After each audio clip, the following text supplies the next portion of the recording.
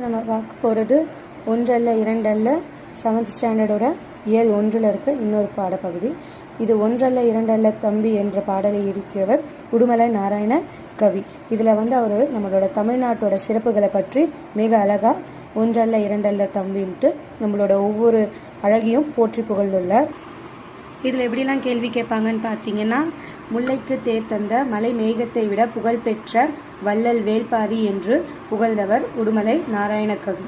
So இந்த பாட்டில் ஒவ்வொரு தமிழ் மன்னர்களை பற்றியும் அவர்கள் செய்த சிறப்புகளை பற்றியும் ரொம்ப அழகாகவே கூறியிருப்பார். ஸோ இந்த மாதிரிலாம் கூட கொஷின்ஸ் கேட்பாங்க. நெக்ஸ்ட் புலவரின் சொல்லுக்காக தன் தலையை தர துணிந்தவன் குமணவள்ளல் என்றும் பாராட்டியிருக்காரு. ஸோ இதோட ஆத்தர் ஆல்ரெடி சொன்ன மாதிரி உடுமலை நாராயண கவி.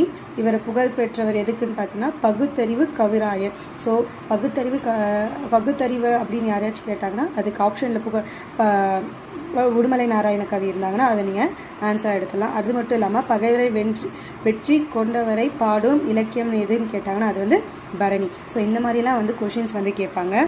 கடைசியாக வானில் முகில் கூட்டம் திரண்டால் மழை பெய்யும். ஸோ இதுதான் மெயினான கொஷின்ஸ் இந்த லெசனை பொறுத்த வரைக்கும்.